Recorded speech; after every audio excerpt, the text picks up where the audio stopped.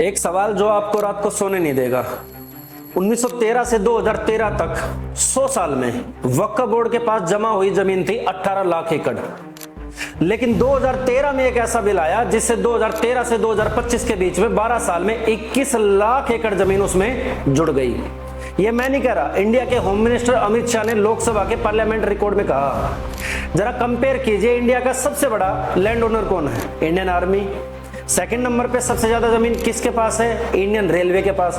और तीसरे नंबर पे भारत में वक्फ बोर्ड के पास उनका ऑफिशियली डाटा 8.7 लाख एकड़ का है रजिस्टर्ड प्रॉपर्टी का, लेकिन 9.4 लाख एकड़ जमीन अमित शाह ने पार्लियामेंट में बताया है। असली टोटल 39 लाख एकड़ जमीन के करीब, यानी पूरी दिल्ली से 24 गुना ज्यादा बड़ी जमीन, पूरे इजराइल के देश के जितनी जमीन। और अमित शाह ने लोकसभा में कहा कि 2013 में जो वक्फ कानून आया है उसकी कोई आवश्यकता नहीं थी, उसको इनको खुश करने के लिए लाया गया।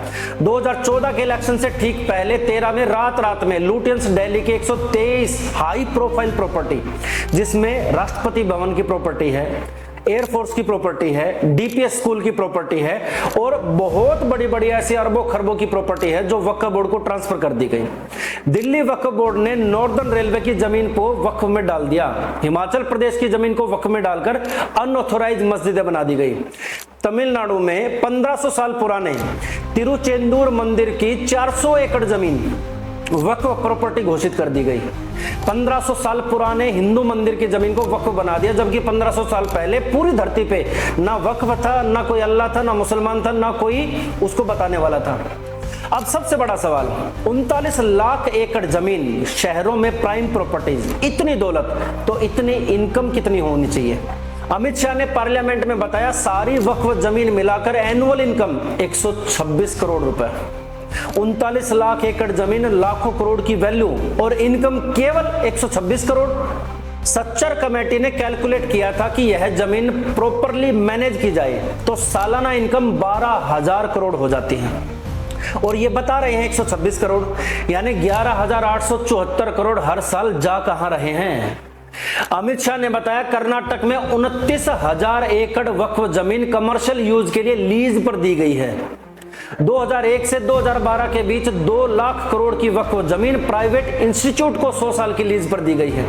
एक प्राइम प्रॉपर्टी 5 स्टार होटल को लीज पर 12,000 रुपए महीने की लीज पर दी गई है, जितना एक मिडिल क्लास को 1 BHK का किराया तक नहीं मिलता किसी मेट्रोपॉलिटन स्टेट में, और वहां पर 12,000 में एक होटल को दे रखा है।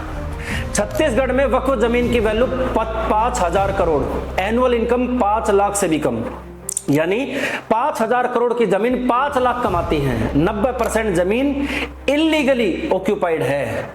अमित शाह ने बताया 20,000 प्रॉपर्टीज जो लीज पर दी गई थी 2025 में रिकॉर्ड देखे, वो 20,000 प्रॉपर्टी रिकॉर्ड में जीरो हो गई, वो बेची जा चुकी हैं, लेकिन अभी भी वो रिकॉर्ड में हैं। वक्फ का मकसद था गरीब मुसलमानों की सहायता करना, तलाकशुदा औरतों का सहारा बनना, यतीम बच्चों की सहायता करना, लेकिन 12,000 करोड़ का ये फाइनेंशियल फ्रॉड मुसलमानों के ऊपर ही कर रहे हैं, और इसके बारे में कोई मुसलमान चू तक नहीं कर सकता। ऐसी खबरें जानने के लिए, ऐसी इंफॉर्मेशन जानने के लिए हमारे अकाउंट को आज ही फॉलो करिए, आज ही हमारे साथ मिलिए, ताकि हम भारत को उसकी उन्नति के लिए बचा सके।